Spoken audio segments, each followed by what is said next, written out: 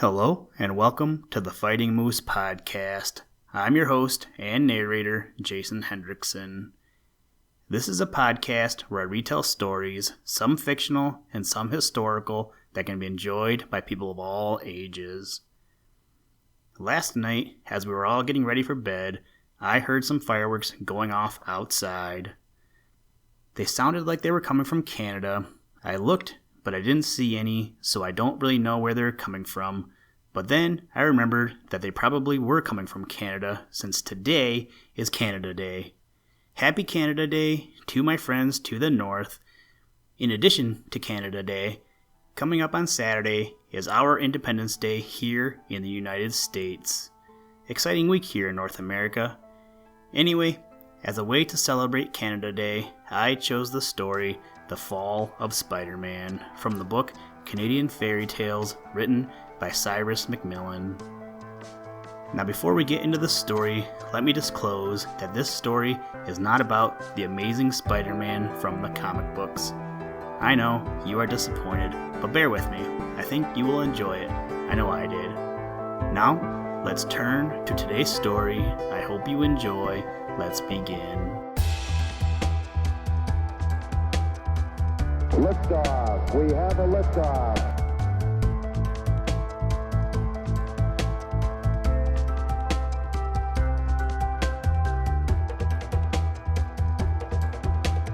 We choose to go to the moon in this decade and do the other things, not because they are easy, but because they are hard.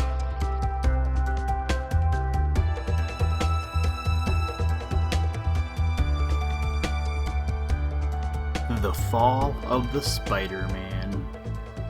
In olden times, the Spider-Man lived in the Sky Country. He dwelt in a bright little house all by himself, where he weaved webs and long flimsy ladders by which people went back and forth from the sky to the earth. The Star People often went at night to Earth, where they roamed about as fairies of light, doing good deeds for women and little children, and they always went back and forth on the ladder of the Spider-Man. The Spider-Man had to work very hard, weaving his webs and spinning the yarn from which his ladders were made. One day, when he had a short breathing time from his toil, he looked down at the Earth Country, and there he saw many of the Earth people playing at games, or taking sweet sap from the maple trees, or gathering berries on the rolling hills. But most of the men were lazily idling and doing nothing. The women were all working, after the fashion of Indians in those days. The men were working but little, and Spider-Man said to himself, I should like to go to the Earth Country where men idle their time away. I would marry 4 wives who would work for me while I would take life easy, for I need a rest. He was very tired of his work, for he was kept at it day and night, always spinning and weaving his webs. But when he asked for a rest, he was not allowed to stop. He was only kicked for his pains and called Sleepy Head and Lazy Bones and other harsh names, and told to work harder. Then he grew angry, and he resolved to punish the Star People because they kept him so hard at work. He thought that if he punished them and made himself a nuisance, they would be glad to be rid of him, so he hit upon a crafty plan.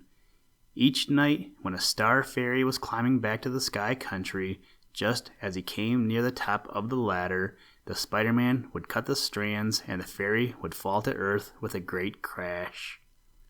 Night after night he did this, and he chuckled to himself as he saw the sky fairies sprawling through the air and kicking their heels, while the Earth people looked up wonderingly at them and called them shooting stars.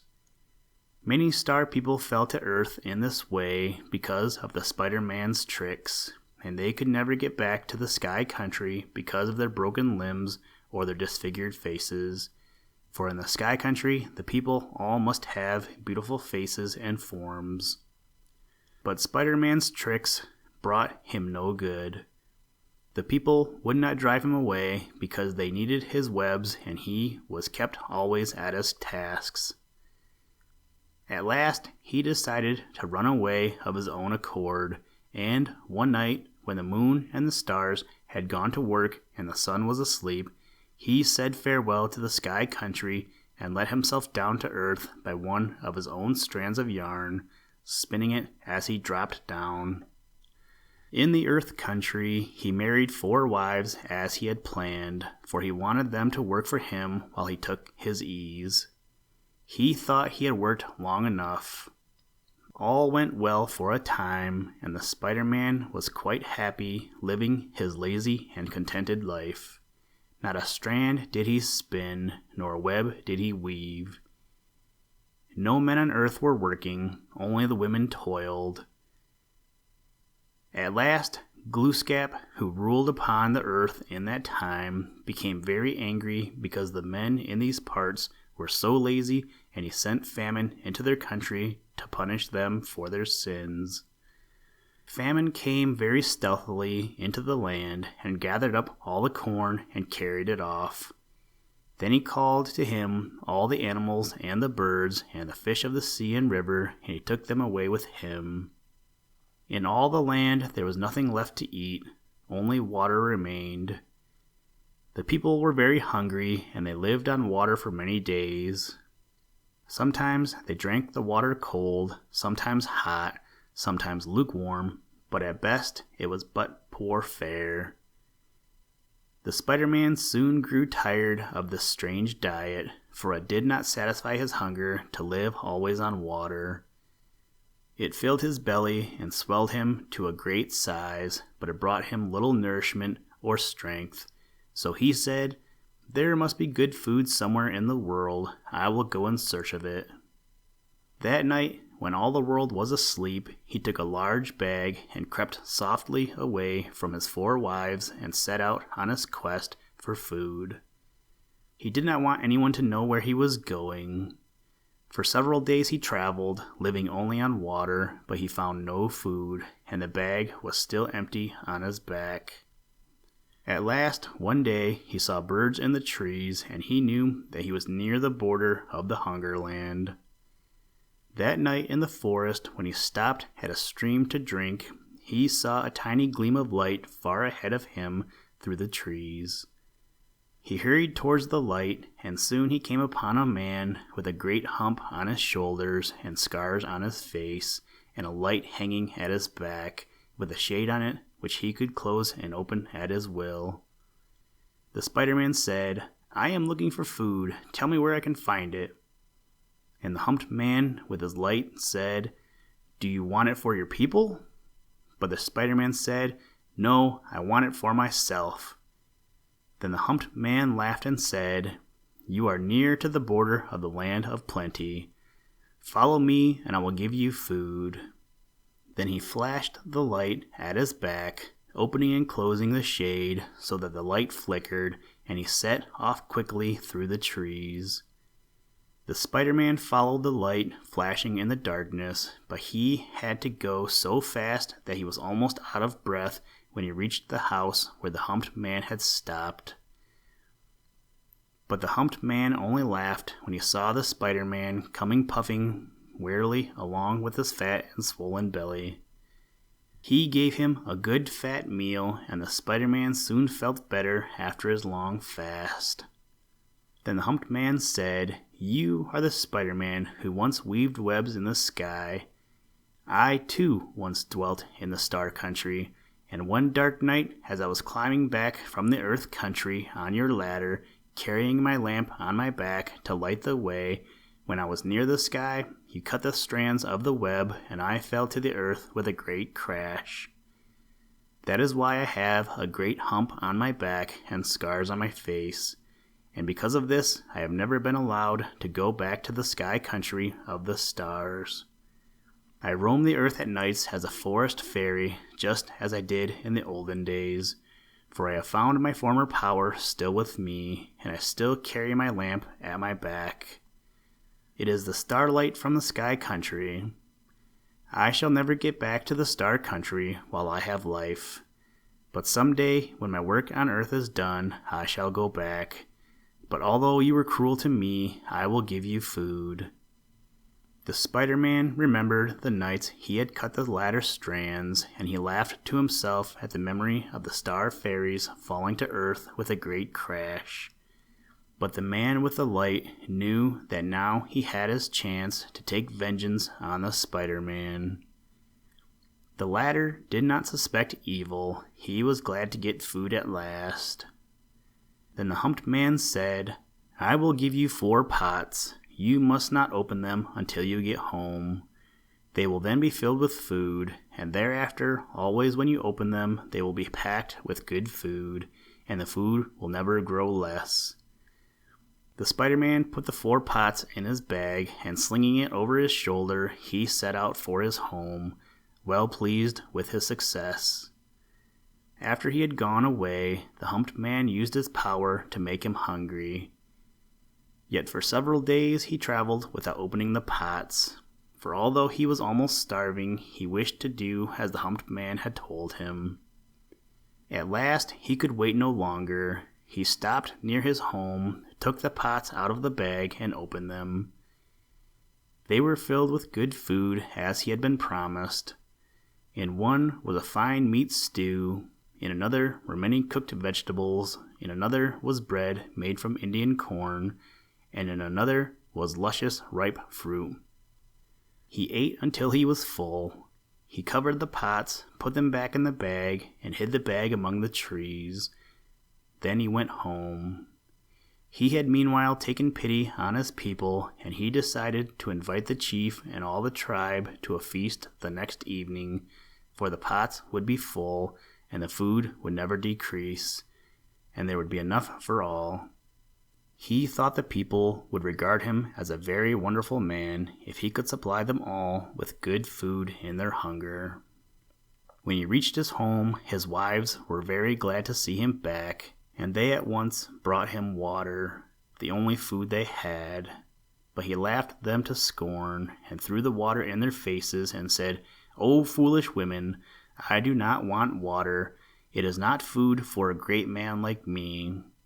I have had a good meal of meat stew and cornbread and cooked vegetables and luscious ripe fruit. I know where much food is to be found, but I alone know. I can find food when all others fail, for I am a great man. Go forth and invite the chief and all the people to a feast which I shall provide for them tomorrow night, a feast for all the land, for my food never grows less." They were all amazed when they heard his story, and the thought of his good meal greatly added to their hunger. But they went out and summoned all the tribe to a feast as he had told them. The next night all the people gathered for the feast, for the news of it had spread through all the land.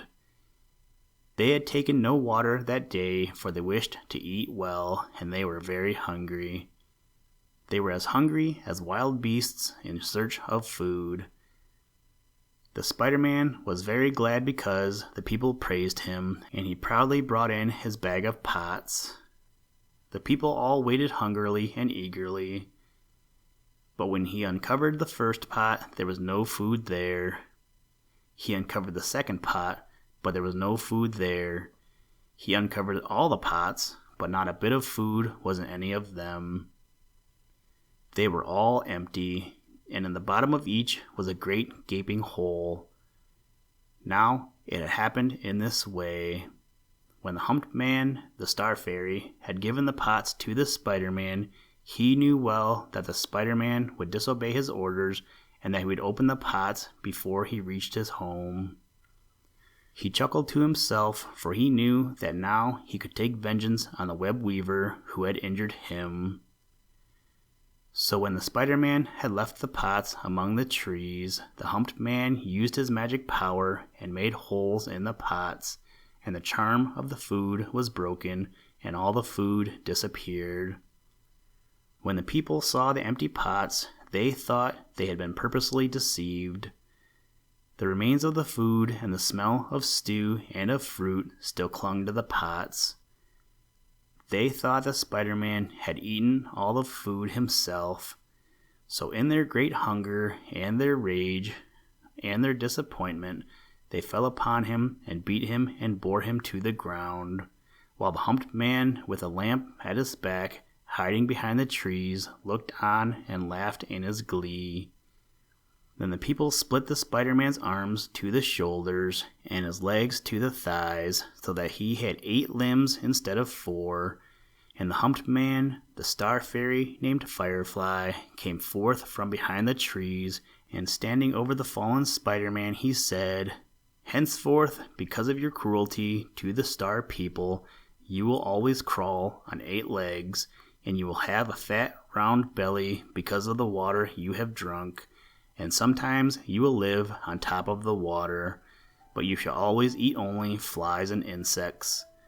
And you will always spin downwards but never upwards, and you will often try to get back to the star country, but you shall always slip down again on the strand of yarn you have spun." Then Firefly flashed his light and went quickly away, opening and closing the shade of his lamp as he flitted among the trees. And to this day, the Spider-Man lives as the humped man of the lamp had spoken, because of the cruelty he practiced on the star fairies in the olden days. Houston, Tranquility Base here. The Eagle has landed.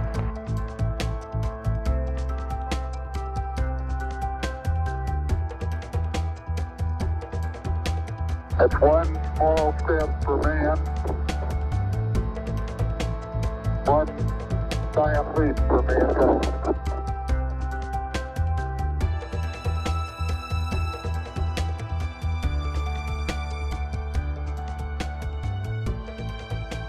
Thank you for listening to this episode of the Fighting Moose podcast. Please join us next time as we read another exciting story.